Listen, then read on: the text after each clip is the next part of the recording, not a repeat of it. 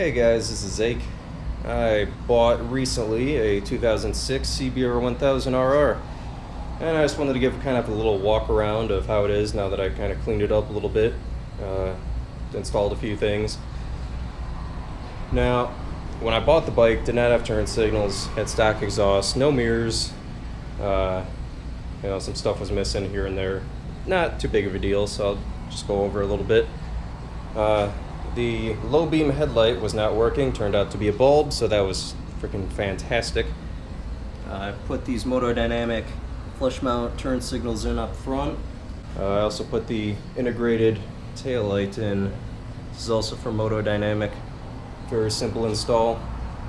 Love them. I replaced the frame sliders. There was one on here, and I just ended up replacing it anyway. Put on the other one.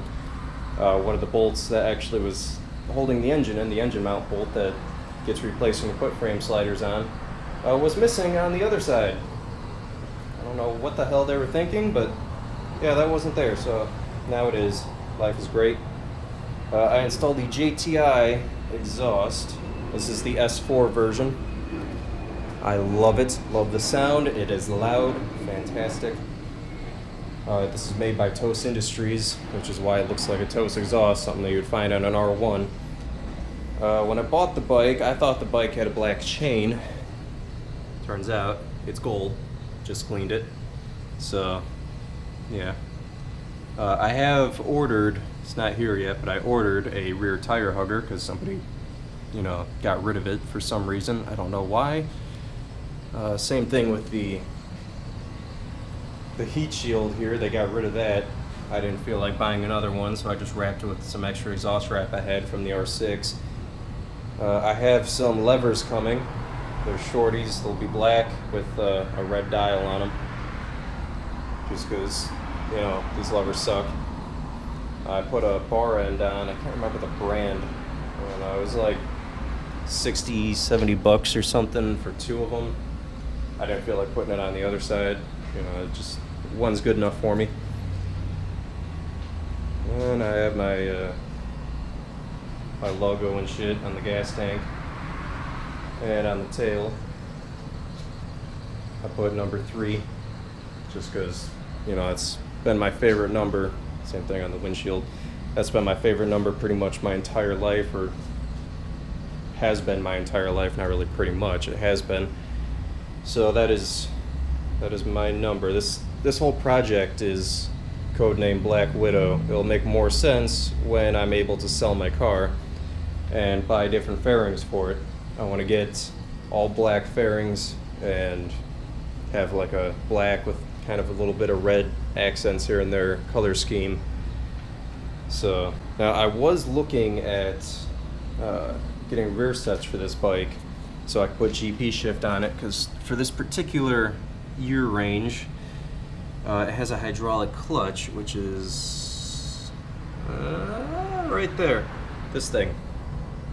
This is for the hydraulic clutch, and it blocks the shift linkage from being flipped 180 degrees, so you can't flip it. It's kind of irritating, but shit happens. I decided against going with rear sets because it would put my feet back like an inch and up an inch and a quarter or something like that. I don't know. I like where my feet are on it. If I could find rear sets that you can have it at stock position, then I would probably think about it a little bit more. But I also don't want the shift linkage going across the frame.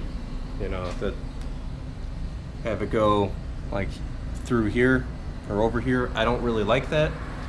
So I don't know. It's really too early to tell right now. I still have to buy mirror block off plates. This kind of looks a little better light. I don't know. It looks a little ghetto.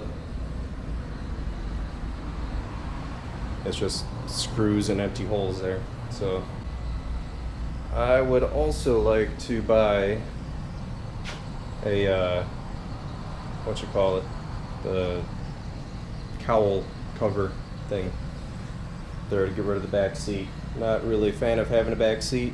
I never use it, nor do I want to use it. And to kind of stretch home that fact, I removed the passenger foot pegs no longer there. They're actually sitting sitting right there. Yeah, from there I would like to get the Saddlemen seat like I had for the R6.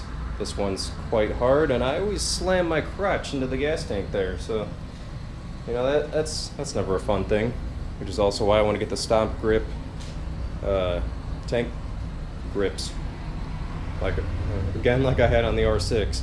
A lot of the parts I had on the R6 I wish that, you know, were able to be transferred to this bike.